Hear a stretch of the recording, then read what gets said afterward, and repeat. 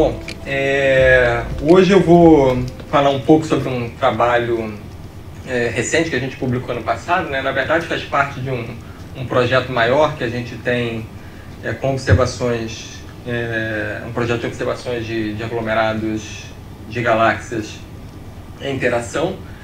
E esse aqui é uma parte desse projeto que a gente acabou fazendo com dados públicos, né?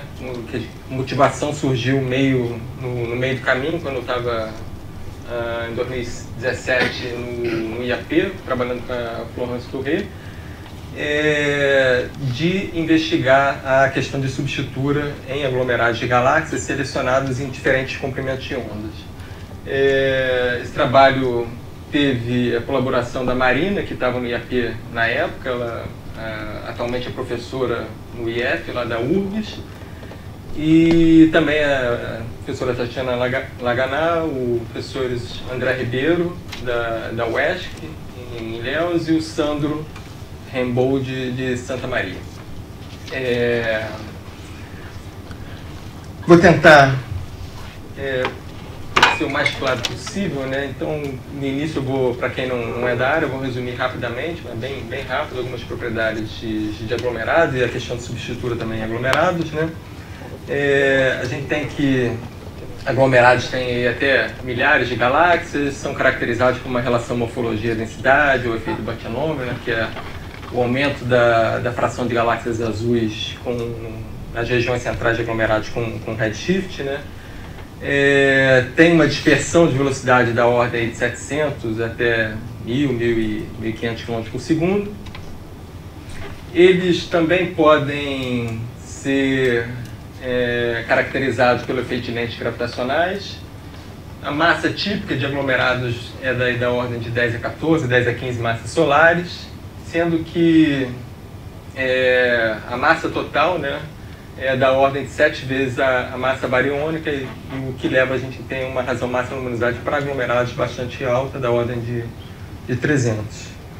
Em raio-x, né, a gente também pode detectar aglomerados de galáxias em raio-x. Na verdade, a maior parte da massa bariônica de aglomerados está numa forma de um gás aprisionado no posto potencial dos aglomerados. Esse gás é aquecido, e a gente tem então uma emissão em raio-x que a gente pode detectar com uma luminosidade da ordem de 10 a 43, 10 a 45 Hz por segundo, uma temperatura desse gás da ordem 2 a 12, 14 keV, e também uma vantagem do estudo de aglomerados em raio-x é que efeitos de projeção são minimizados.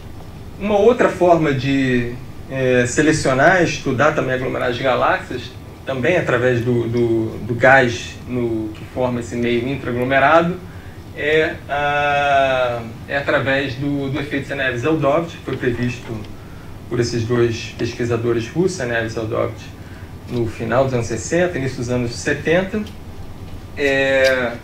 mas que é um efeito bastante difícil de ser detectado, porque ele é detectado por uma mudança no brilho da radiação cósmica de fundo de uma parte em 10 a quarta. Então a gente tem que os fótons da radiação cósmica de fundo são espalhados por elétrons nesse gás intraaglomerado, nesse gás quente, e a gente detecta então um decréscimo na radiação cósmica de fundo na direção de aglomerados de galáxias.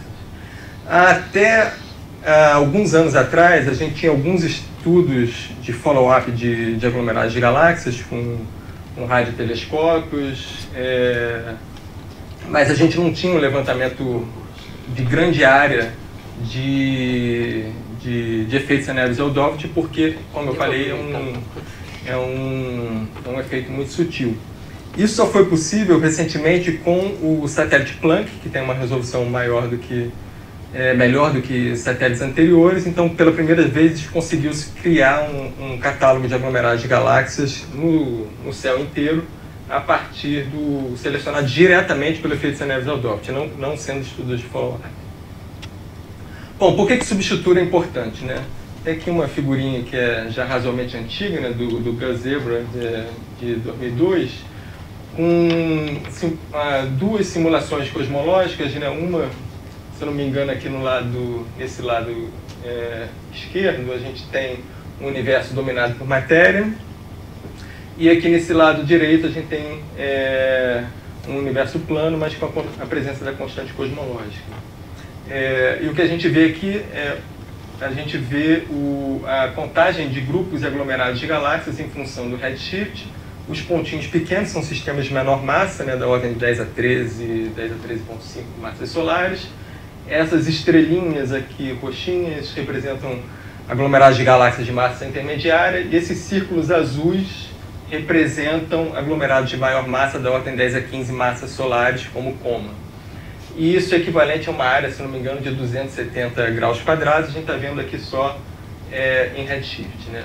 Então a gente percebe que num modelo cosmológico aqui dominado por matéria escura, como de matéria da ordem de 1, a gente tem então uma variação grande na abundância de aglomerados com o tempo, né? Então se a gente olha de redshift da ordem de 1 até o universo local, o número de aglomerados cresce bastante com o tempo, enquanto que num universo dominado pela energia escura a gente tem uma variação menor.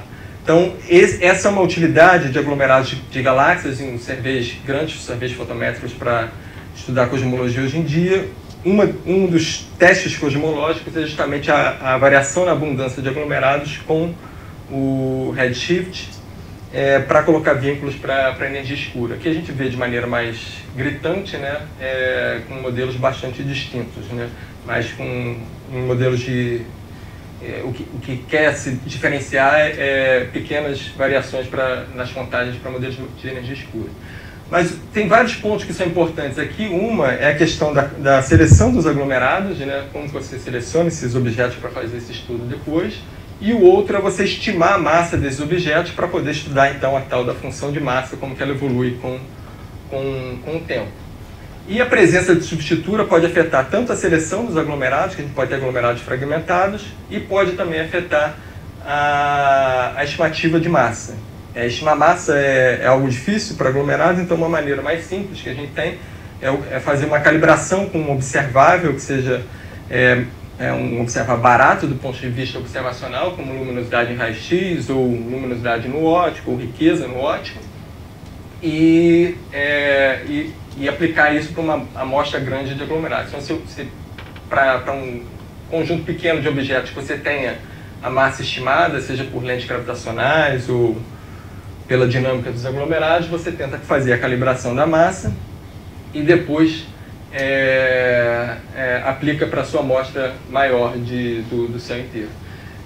Aqui a gente está vendo, tentou ver se a gente tinha algum efeito de substitura. Então no painel da esquerda a gente tem todos os nossos aglomerados aqui nessa amostra da ordem de 180, e cerca de 20% deles tem a presença de substitura. A gente excluiu eles aqui nesse painel da direita e não viu nenhuma variação na relação de escala, na calibração de massa aqui nesse caso, mas tem autores que encontram, então isso é algo em debate ainda. Então, como eu disse, né, por que é importante essa questão da substitura? Um dos pontos é justamente o que eu falei agora há pouco, né, é a primeira vez que a gente tem uma amostra de aglomerados selecionados no céu inteiro diretamente do efeito Neves-Eldovich pelo satélite Planck, que começou a produzir resultados em torno de 2011. E uma das coisas que a comunidade científica notou nos últimos tempos é que esses catálogos de aglomerados vindos do satélite Planck têm uma amostra menor, uma fração menor de aglomerados que a gente chama de tipo cool core, que tem um centro mais frio na emissão do gás intraaglomerado, em raio-x, né? Tem uma fração menor de aglomerados do tipo cool core, que normalmente são aglomerados relaxados, já mais evoluídos, em comparação com amostras que são selecionadas em raio-x. Então, fica a questão de se os aglomerados selecionados pelo efeito Neves-Eldovich com o satélite Planck, se eles formam uma população diferente de aglomerados do que a gente tem quando faz uma seleção por raio-x. Então, diversos autores têm mostrado isso nos últimos anos, né?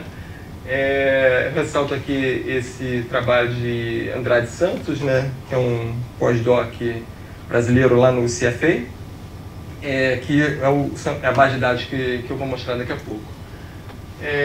A questão de substitura tem bastante discrepância na literatura, né? Então, tem autores que dizem que a quantidade de aglomerados que a gente tem no universo ela varia desde 20% até 80%, né? E vários parâmetros são importantes para a gente ter essas discrepâncias, como a escolha dos centróides aglomerados, o raio máximo que você usa, o intervalo de magnitude, e obviamente o comprimento de onda, se você está fazendo isso no óptico, em raio-x, ou se você está fazendo no óptico, mas com lentes gravitacionais também. A região que você estuda também é importante, né? Então aqui, essa imagenzinha aqui no centro é uma imagem da região central do aglomerado de Coma, né? A gente tem duas galáxias aqui que são as duas galáxias mais brilhantes do aglomerado de Coma. Esse círculo vermelho, né, representa o R500, né, o raio onde a densidade de matéria é da ordem de 500 vezes a densidade do universo. E a maior parte dos estudos em raio-x se concentra nessa região. Você não tem emissão de gás muito além de R500. Tem alguns estudos recentes que têm dados bastante profundos que tentam cobrir até R200, onde a densidade de matéria é da ordem de 200 vezes a do universo. E nesse raio verde aqui, R200, é onde a gente tem normalmente estudos no óptico, que aproximadamente, pode ser considerado aproximadamente o raio do virial, na verdade é mais para R100, né, seria um pouco maior ainda. E essa região aqui, bem maior, é uma região que algumas pessoas usam para estudar o padrão de queda, né, o infall pattern de matéria para dentro de aglomerados. Tá? Então a região que você utiliza para o seu estudo é bastante importante, né? Então, às vezes você compara estudos no óptico, no raio-x, mas eles estão em regiões distintas, né? Vou voltar a isso mais à frente também. Então a gente tem que vários estudos recentes, né, têm investigado a comparação de propriedades de aglomerados no óptico em raio-x, mas talvez nenhum trabalho, ou poucos, tenha comparado as estimativas de substitura de diferentes comprimentos de ondas no óptico em raio-x. A exceção talvez seja esse trabalho aqui de Roberts, de 2018, foi publicado um pouquinho antes desse nosso artigo, que acabou servindo de base também para comparação. Bom, qual o problema que a gente quer abordar? Já falei, né, o problema a gente tem que nas amostras de aglomerados selecionados pelo satélite Planck, a gente tem menos aglomerados relaxados ou do tipo Cool-Core que em amostras selecionadas em raio-x. Tá? Então esse problema pode afetar a função de massa, tanto na origem, né, no catálogo fonte que você tem para estudar a função de massa, como também na questão da calibração de massa.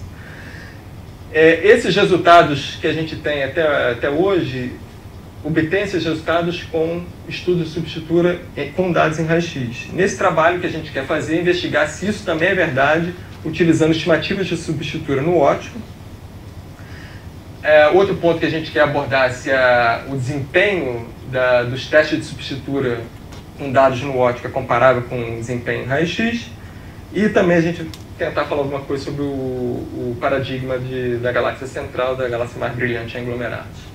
Os dados que a gente usa são desse trabalho recente também, do Andrade Santos em 2017, em que eles têm uma amostra com 160 aglomerados em redshift menor que 0,35 do Planck Early Scenarios Adopt Catalog, então é o catálogo primeiro do Planck, que foi liberado. E tem também essa amostra do High Flux Extended, que é uma amostra em raio-x, com 100 aglomerados em redshift menor que 0,3. E para os dois conjuntos de dados, eles têm follow-up do Chandra com pelo menos 10.000 contagens de source counts. Né?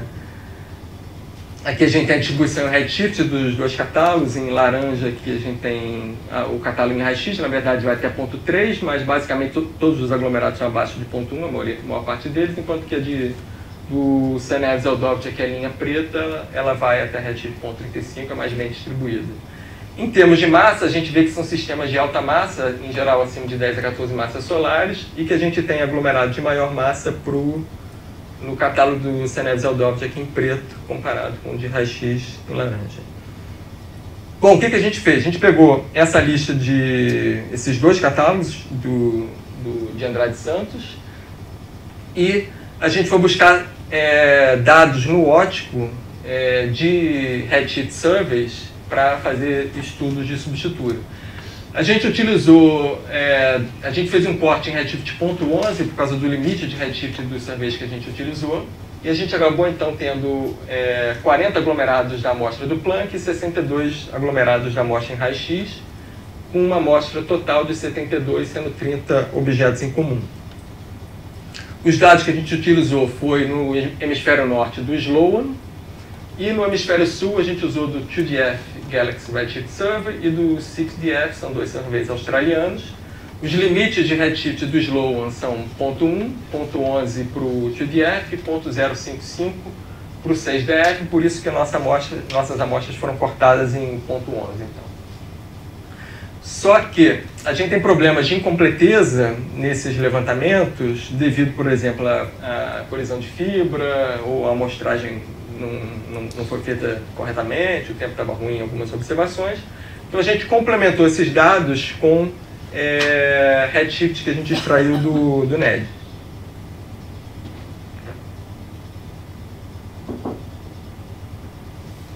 A importância disso eu tento ilustrar aqui.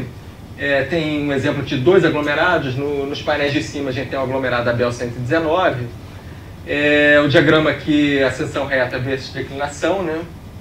E com as galáxias que a gente tem, são os pontinhos aqui pretos e círculos abertos, do DR14 do Sloan para esse aglomerado.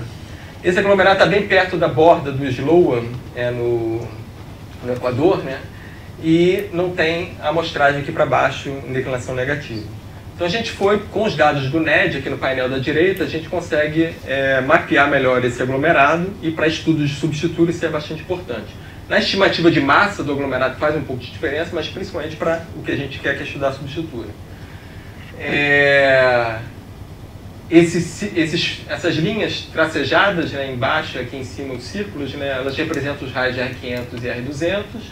Os pontos pretos são as galáxias que a gente seleciona como membros do aglomerado, e os círculos abertos como galáxias intrusas, que a gente chama de interlopers, né, em todos os painéis. Aqui embaixo a gente tem para um outro aglomerado, o Abel 3558, com dados do 6DF, o diagrama aqui de velocidade ao longo da linha divisada, em função do raio, da distância ao centro do aglomerado.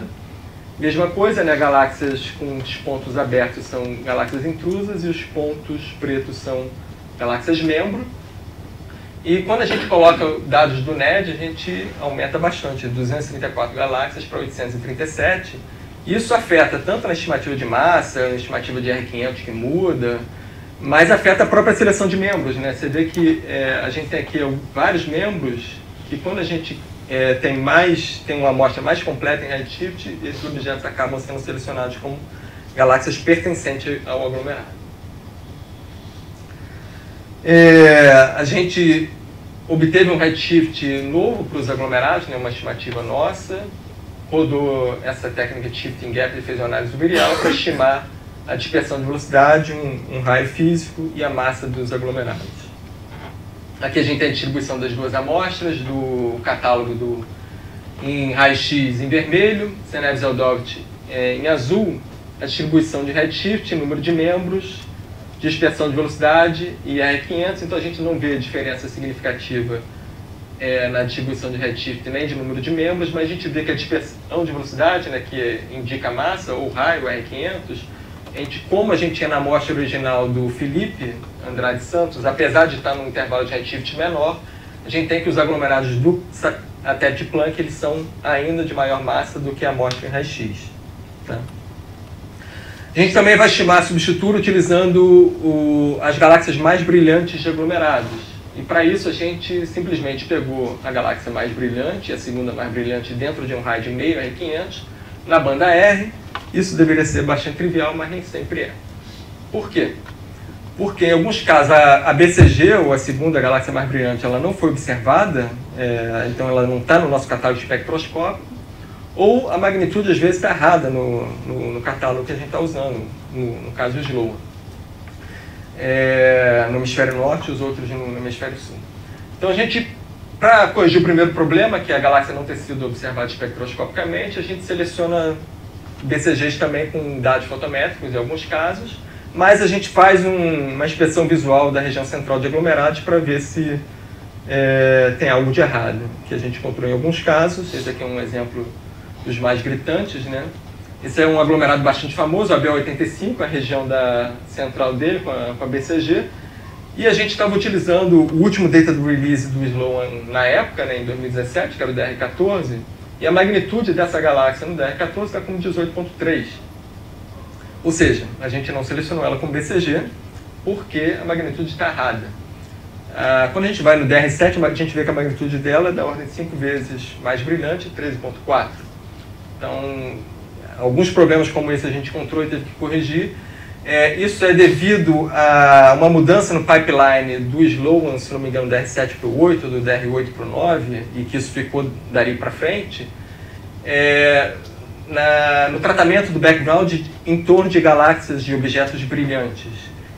Em alguns casos, esse tratamento não é bem feito e o objeto acaba sendo fragmentado, e por isso que detecta, então, uma magnitude mais fraca de um objeto fragmentado aqui no meio, ao invés de medir corretamente a magnitude da galáxia brilhante. Então, nesses casos, a gente teve que usar a magnitude do DR7. Aqui um outro exemplo, a galáxia não tão grande quanto a anterior, a magnitude no DR14 está 17.3 e está como 14.8 no DR7. Então, de novo, ela não tinha sido selecionada como BCG desse aglomerado, e quando a gente vai tentar investigar, a gente vê que tem algo errado com esse cara.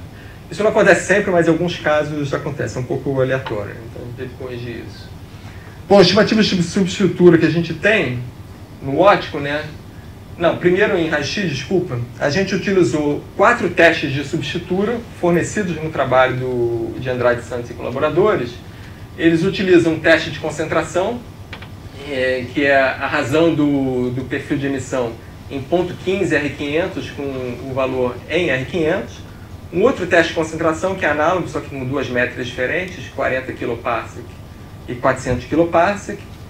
O que eles chamam de cusp, né, assim, não sei a tradução, certo cúspide, né, do perfil de densidade de gás, né, que é ver se você tem um perfil muito pontiagudo na região central. E a densidade central do gás, medida aqui dentro de 0.01 R500. Aqui a gente tem a distribuição desses 4 parâmetros, duas de concentração, cuspidez e a densidade central, para a amostra em raio-x, em laranja, e a amostra em preto do Senevius-Eldovich. E essas linhas tracejadas indicam os cortes que eles fazem para chamar um aglomerado de cool core ou não cool core, ou relaxados cool core e perturbados não cool core. Então, os objetos aqui à direita são os cool core. A gente vê que a amostra em raio-x, em geral, por qualquer um dos testes, tem mais aglomerados relaxados do que a amostra vinda do Planck, que é a linha preta. Eles não tinham dados de temperatura mais direto que Caspar? Não sei se eles ajustaram o espectro para pegar a temperatura com esses dados do Chandra. Se eles têm, talvez não tivessem para a amostra toda, e talvez fosse reduzir.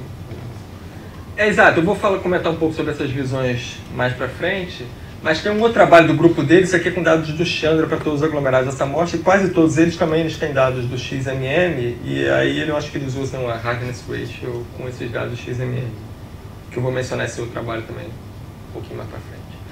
Bom, a gente tem essas 4 estimativas de substitura em raio-x. No óptico, a gente utilizou essas 4 aqui, um teste em 1 dimensão de normalidade, um teste em 2 dimensões de simetria. Não vou entrar em detalhes porque não tem muito tempo, né? Um teste de Dressler e Sheckman em 3 dimensões e um outro teste em 3 dimensões que é de bimodalidade da distribuição de galáxias. Isso aqui considerando as galáxias todas membro dentro dos aglomerados. Só uma nota, todos os testes foram feitos dentro de R500, que é o mesmo raio utilizado nos testes de substitura em raio-x, na mesma região em raio-x. E além disso, a gente utiliza outros 2 indicadores de substitura, que são o offset entre a posição da BCG e a posição do pico de raio-x, o centróide em raio-x dos aglomerados, né? A gente espera que sistemas relaxados, a BCG, seja um bom indicador do posto de potencial, esteja no centro do posto de potencial, então que a gente tem um offset zero, na verdade, entre a BCG e a emissão em raio-x. A gente considera aglomerados relaxados aqueles que têm esse offset BCG e raio-x menor que 0.01 R500. E um outro indicador é a diferença de magnitude também em aglomerados mais evoluídos, as duas galáxias mais brilhantes, elas devem ter uma diferença de magnitude grande em comparação a aglomerados menos evoluídos. Então a gente faz um corte nesse delta mag aqui, esse gap de igual a 1. Então aglomerados relaxados a gente chama que eles têm esse gap maior que 1 e não relaxados que têm gap inferior a 1. Aqui é a distribuição dos centroides, né? Então a gente faz esse corte aqui em 0.01 R500, são os aglomerados à esquerda seriam os que estão relaxados e os à direita os que não estão relaxados. Só por comparação, tem um trabalho aqui com o XMM de Lavoie e Lavoie de 2016, que eles fazem um corte em 0.05 R500. Então vem bem aqui. Então o número de aglomerados relaxados aqui, segundo o corte deles, acaba sendo bastante diferente do nosso. Também vou discutir isso um pouquinho mais à frente. Bom, os resultados aqui rapidamente, né? Eu não botei a nossa tabela para não ficar muito maçante. Só resumindo aqui, a gente encontra com os testes em raio-x lá que vieram do trabalho do Felipe, a gente encontra 38% de aglomerados são relaxados para o Planck e 50% na amostra em raio-x. Com os testes no óptico, a gente encontra 51 ou 59, então a gente confirma que os aglomerados em raio-x, a gente tem uma maior fração de sistemas relaxados comparados aos aglomerados do Planck. E a gente tem uma diferença também aqui na fração de aglomerado indicado pelos testes no óptico em raio-x. Os testes não batem perfeitamente.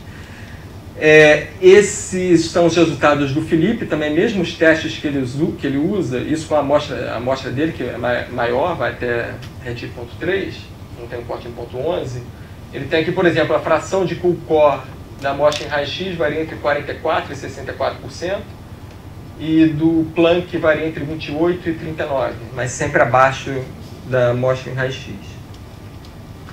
Bom, essa questão do corte, né? Como que a gente separa aglomerados que são relaxados ou não? É um pouco arbitrário. A escolha do Felipe, na verdade, eu acho que é um pouco arbitrária. Tem esse trabalho do Lorenzo Nobisari, de 2017 também, do mesmo grupo lá do CFA, em que eles classificam visualmente. São vários astrônomos, sei lá, eles pegaram 5, 6 astrônomos e classificaram visualmente os aglomerados como sendo relaxados ou não, de acordo com diferentes critérios, como simetria, esfericidade, etc. E eles obtiveram vários parâmetros para esses aglomerados a partir de dados XMM, eu acho que não tem errado no split, eu falei errado. Então, por exemplo, aqui, a concentração. E eles viram o quanto que afeta você fazer diferentes cortes, né? Então, para um índice de concentração, se você faz uma separação num limite aqui de um valor de 0.15, essa amostra vai ser 100% completa, no que diz respeito aos aglomerados relaxados, vai ser 84% pura. Se você faz um corte mais à direita, em 0.27, você tem uma amostra 100% pura, mas só 53% completa. Obviamente, para os aglomerados perturbados, isso muda também. Isso motivou, então, que a gente investigasse se os parâmetros que o Felipe tinha usado lá no trabalho dele em 2017 tinham sido os mais apropriados, e a gente acabou mudando. Se você não tem dados em raio-x, basta você conseguir identificar corretamente a primeira e a segunda BCG, isso é barato do ponto de vista fotométrico, você tem uma estimativa do estado dinâmico dos aglomerados. Bom, o paradigma da galáxia central, né, a gente espera que num halo de matéria escura, né, a galáxia central ela esteja no centro do poço potencial, né? Só que isso nem sempre é verdade. Nesses autores aqui, o Ramin Skiba e colaboradores, em 2011, por exemplo, eles encontram que da ordem de 25% a 40% de casos tem que a galáxia mais brilhante não é a galáxia central. Essa violação ocorre principalmente para sistemas de aglomerados ou halos de maior massa. A gente investiga isso nos nossos dados, mostrando aqui em vermelho para os aglomerados sem substitura, em azul para os aglomerados com substitura. A gente vê que aqui é o offset de velocidade da BCG, na verdade. A gente vê que a gente tem um offset pequeno para os aglomerados relaxados, né, em vermelho. e a gente tem uma distribuição mais alargada com offsets maiores que os aglomerados mais perturbados, né? Então a gente vê também que para aglomerados de alta máxima, assim como Skiba e colaboradores, tem uma violação desse paradigma da galáxia central. Nesses casos, isso é mais marcante quando a gente tem os aglomerados com substitura. Bom, voltando ao início, né, que eu comentei sobre a questão das aberturas, dos raios, dos aglomerados, né, a gente mostra aqui a fração de aglomerados relaxados em função da abertura que você usa para medir substitura, utilizando esse teste do Dressler-Sheckman, com os dados ópticos, né, de galáxias. Então, como que é importante a abertura que você usa? Se você está na região bem central do aglomerado, aqui meio R500, a gente tem que a fração de aglomerados relaxados, né, na região mais viralizada dos aglomerados, a fração de aglomerados relaxados é alta, e se a gente faz a medida de substitura em raios cada vez maiores, essa fração diminui. Tá? Isso é mostrado aqui com a amostra combinada desse trabalho do Planck de raio-x, em azul, e em roxo aqui a gente tem uma amostra selecionada no óptico de um trabalho nosso de 2009, a gente mostra também essa variação. Tá? Um outro ponto importante que a gente tem aqui, então só para ressaltar que às vezes diferenças que a gente encontra em trabalhos dizendo a fração de aglomerados com substitura é 30%, outros encontram 50%, outros encontram 80%, às vezes se deve simplesmente à abertura que você usa, ou o centróide, ou outros problemas como esse. Né? Mas um outro ponto importante que a gente tem aqui é essa diferença grande nessas duas amostras. Né? Uma amostra selecionada no óptico e uma amostra selecionada pelo Planck ou em raio-x. Então a diferença na fração de substitura das amostras é grande também. E a gente atribui isso à massa dos aglomerados. Esses aglomerados aqui dessas amostras que estão em azul são em geral de massa muito maior do que esses sistemas aqui em lilás. Também tem bastante contradição sobre isso na literatura. E a gente investiga isso aqui mostrando diretamente em função da massa, né? Aqui para o teste Dressler-Sheckman, de novo para essas mesmas duas amostras de antes, a fração de aglomerados relaxados, como diminui com a dispersão de velocidade, que é o indicador da massa dos aglomerados. Então, desde 200 até da ordem de 900 km por segundo, a gente vê uma diminuição nessa fração de aglomerados relaxados com a massa dos aglomerados, e isso é mais significativo para essas curvas aqui de baixo, que são com aberturas maiores, desculpa. E aqui embaixo a gente tenta mostrar a mesma coisa, só que com o teste, em vez do DS, utilizando o gap de magnitude. Então a gente vê que quando a gente utiliza um teste de substitura que utiliza todas as galáxias do aglomerado, a gente vê essa dependência com a massa. Se a gente utiliza um teste que aborda só a região central dos aglomerados, a gente não vê uma dependência com a massa. Então, só para exemplificar a massa típica desses sistemas, né, das diferentes amostras.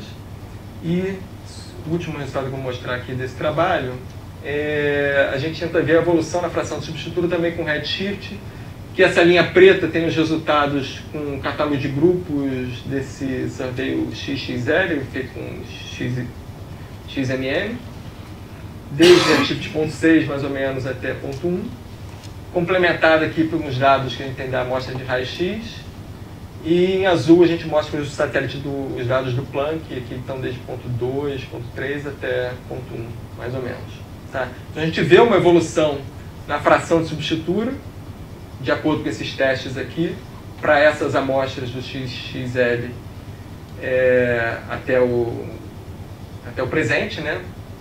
Então a gente espera que, à medida que o universo evolua, os aglomerados vão evoluindo e a gente vai ter uma fração maior de sistemas relaxados com o passar do tempo. Mas a gente, apesar do intervalo de Redshift ser pequeno, a gente não detecta isso para a amostra do Planck. E a justificativa para isso é que essa amostra é uma amostra basicamente limitada em massa.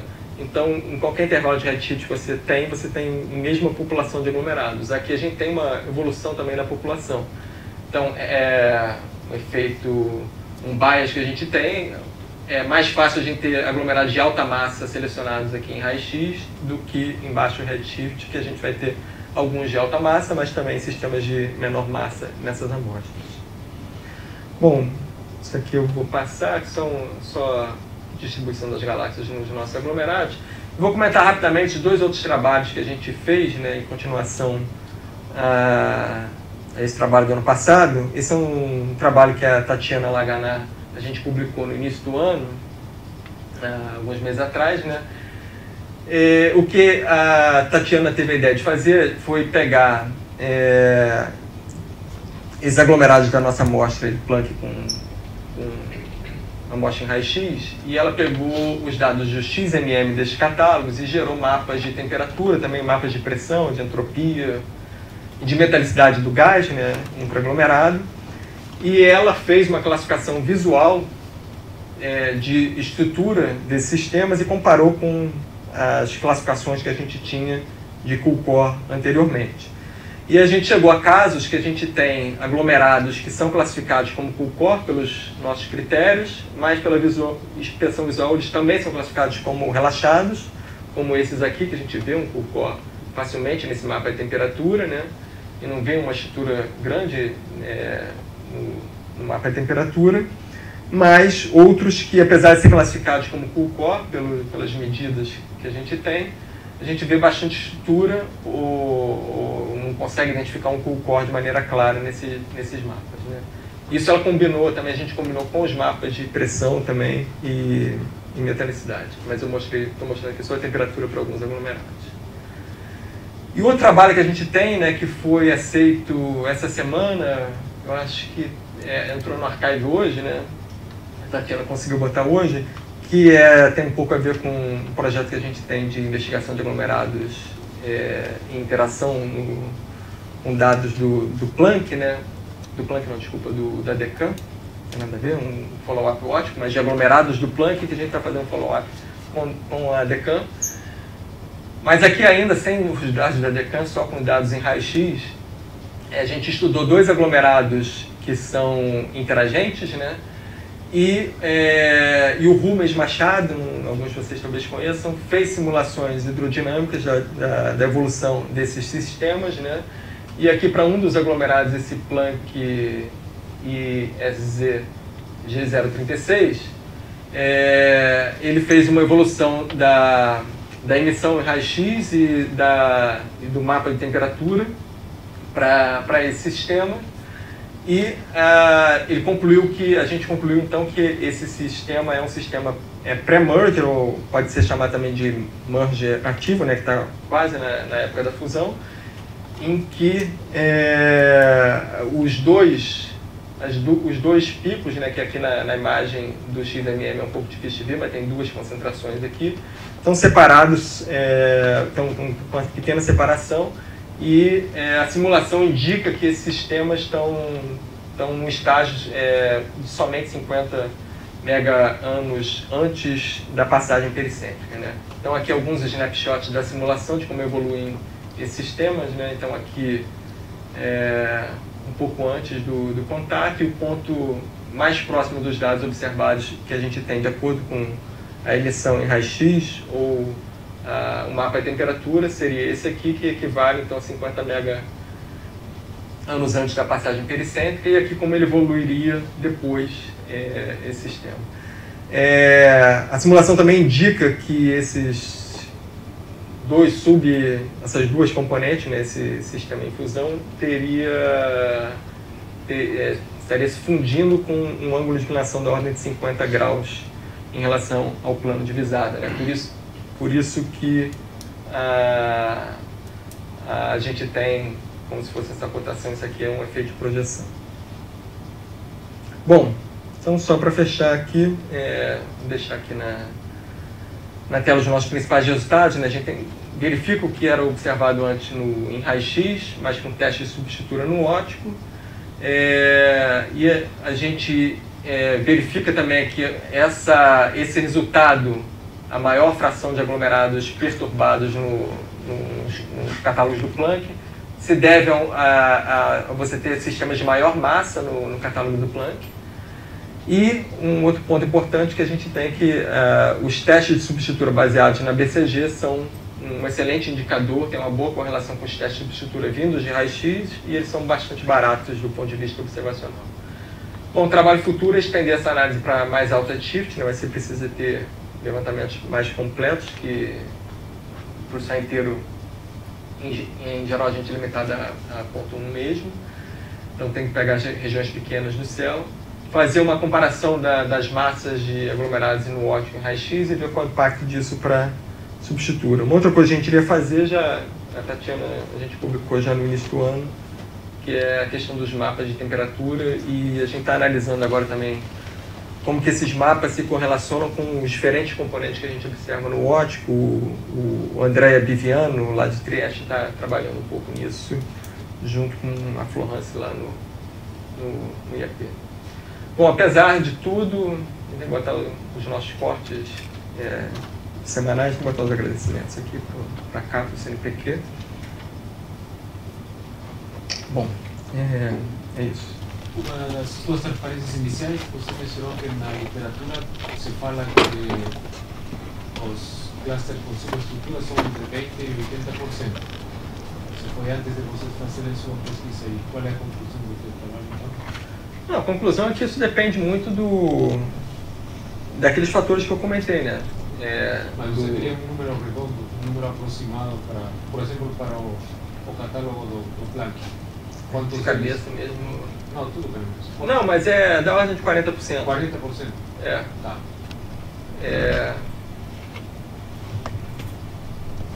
40%, 50%, né? Então aqui, fração de relaxados com Planck, né? Está aqui em 50%. Aí você vê que só um critério aqui, que é o raio máximo utilizado para você fazer o estudo, como que varia, né? Então, você varia de... A fração de aglomerados com substitura, né? Varia aqui de 60%, né? Aquilo ali é relaxado, né? Até 20%, mais ou menos, dependendo se você está com abertura grande ou pequena. Se você usa ali R500, né? Você tem, então, cerca de 50% dos aglomerados são relaxados para a amostra do Planck. Apesar que ele está combinado com a amostra em raio-x, né, essa curva em azul, mas dessa ordem, 50%, 40%. E depois você pode colocar o slide da bimodalidade. Bimodalidade, desculpa, qual? Tem um slide sobre o teste de bimodalidade que vocês fizeram. Ah, não, eu não descrevi em detalhe não, eu só mencionei. Já acabou de passar. Mas, esse aí. Ah, tá. Então, vocês fazem a curva azul ou a curva vermelha só contando, levando em consideração se o cluster tem ou não tem duas BCGs. Como é que vocês fazem? Não, a gente diz que um sistema tem substitura, são os dados em vermelho, não tem substitura ou tem substitura, né, vermelho e azul, separando nesse caso de acordo com o offset entre a BCG e a posição em raio-x. A gente utiliza esse teste, é um dos testes de substitura que a gente tem. O offset entre a BCG e o centroide em raio-x. O outro teste que a gente tem é o gap de magnitude, delta M12, entre a primeira e a segunda BCG. E no óptico a gente tem outros 4 testes, é isso que eu confundi na sua primeira pergunta, que é um teste de bimodalidade, por exemplo, também. Se a distribuição de galáxias, por exemplo, pode ser bimodal, ou o teste de Dressler-Sheckman, ou um outro teste em uma dimensão que é o Anderson-Darling. Então a gente classificou como sem substitura em vermelho ou com substitura em azul, só isso, e aí fez a distribuição desses 4 parâmetros, concentração aqui, outra concentração, cuspness e central density. E vê que quando a gente utiliza esses critérios baseados na BCG, com raio-x, ou só o gap de magnitude da BCG, essa separação indica que esses parâmetros são bastante distintos. As duas populações têm a atribuição desses parâmetros bastante distintos, o que é um indicador de que esse teste se correlaciona bem com os critérios de classificação de Cool Core em raio-x.